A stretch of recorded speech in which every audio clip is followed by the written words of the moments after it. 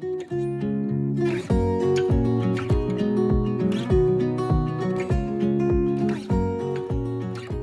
to the Wheatfield. It's another week here.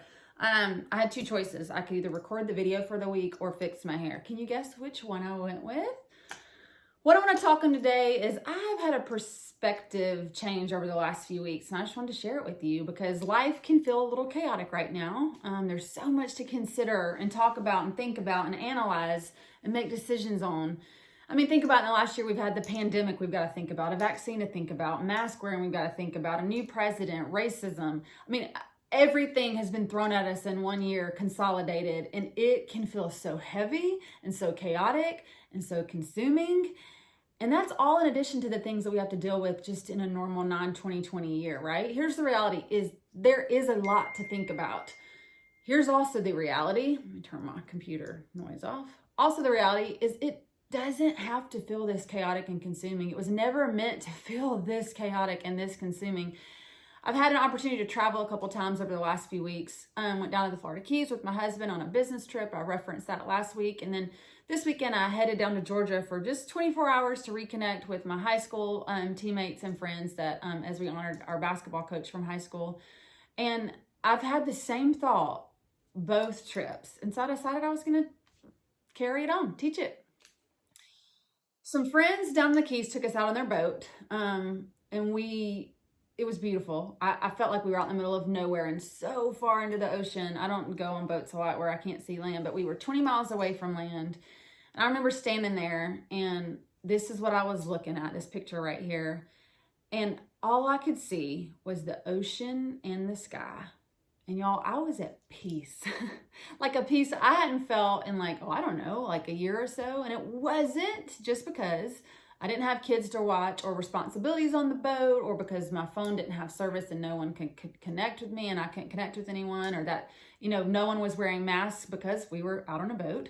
And, I think when we see a mask all the time, at least for me, it immediately makes me think of COVID, immediately makes me think of the stress from the last year. There was none of that there. And although all those things were great and I welcome them, this peace that I felt was a thirsty soul quenching peace. And I thought to myself, man, we want to act like this world is complete and utter crazy chaos and we are all done for right now. Like the past years ruined our whole life, the rest of our life. Like it's so chaotic and we'll never be at peace and happy again.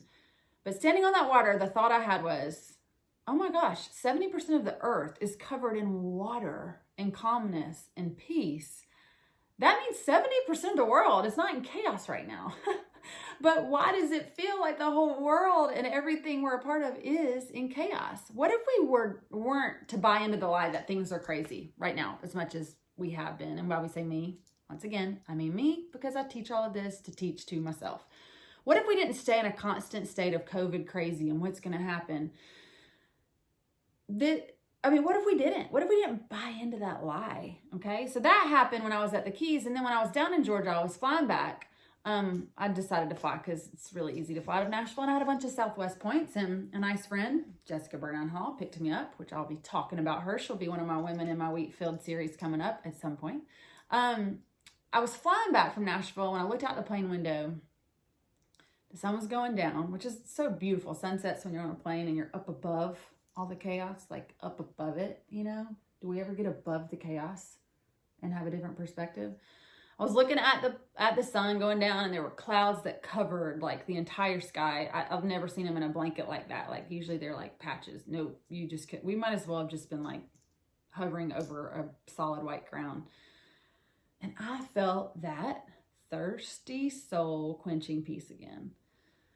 And I have this theory that I always share, and this isn't even the takeaway today, but I'm going to share it. And again, I find it fascinating that our souls are most at peace, at least mine is, when we return to the things that man did not create. The ocean water, the sun, the sky, the clouds. There is just something looking at the things that man had nothing to do with that can change a whole demeanor, right? Psalm 19:1 says, the heavens declare the glory of God. The skies proclaim the work of his hands. And gosh, it's so true, right? What was interesting to me about the crazy peace that I felt twice in these last couple of weeks is that I was all alone in that moment. Now, yes, there were other people on the plane, and yes, there were other people on the boat, but when it was just me, no one standing around me, no one was sitting around me, no one was talking to me, I didn't have a podcast in to encourage me, or wasn't on my phone reading a quote when this happened. I was literally by myself connecting with what God had created when I felt this peace. My encouragement to you is that if you are feeling chaotic and heavy and consumed in this world right now, which I know a lot of people are, myself included, do not sit there in it. Go away. And I don't mean necessarily a trip. If you can go on a trip and you're comfortable doing that, go for it. I just mean away from people. Go to solitude for a minute in the corner of your house or outside when your house is on chaos. I mean, I sound hippie crazy, whatever. If you can find a little patch of grass, sit in it for 1 second and go away from everything that we can see with our physical eyes and go have a moment with the Lord. Mark 1:35 says, very early in the morning, while it was still dark, Jesus got up, left the house, and went away to a solitary place where he prayed. By the way, Jesus went to this solitary place right after slaying a whole bunch of demons and pulling them out of people and casting them away. And even though we may not be slaying actual demons, I mean, I do feel like we have spent a year slaying a whole bunch of fear and confusion and chaos. And we're exhausted just like Jesus was after he did that. Find a solitary place. Luke 5:16 tells us that Jesus went to the wilderness and prayed. That was right after in the Bible that he healed a man with leprosy, which I imagine is very exhausting and hard and difficult. And right before he headed back to heal more people who were basically waiting in line to see him, in the middle of those two things, he went into the wilderness and prayed. Luke 6:12 tells us that Jesus went to the mountainside to pray and spent the night praying to God. He did that right after having to defend himself in the synagogue for choosing to heal a man who had a shriveled up hand. He was defending himself, healed the man. What did he do? He went to the mountainside, stayed up all night praying. And you know what he did after he came down and prayed? He had a huge decision he had to make. He went and chose his 12 disciples, which was obviously a huge decision. And I say all this to say, Jesus, who was part man and part God, knew that when he was exhausted and tired and had done heavy work and things felt crazy and he was having to defend himself, he didn't just keep on doing the same old. No, he knew how important it was to go away for a minute to hear from God and connect with God and be at peace so he could go back out and do all the things that God needed him to do on earth. I think sometimes we forget Jesus was not just living this like kumbaya life up until his crucifixion. It was hard and chaotic and confusing. I mean, why are you having to defend yourself for doing something good, right? Like he experienced all those things too, but the solution for him was to go away and spend time with God.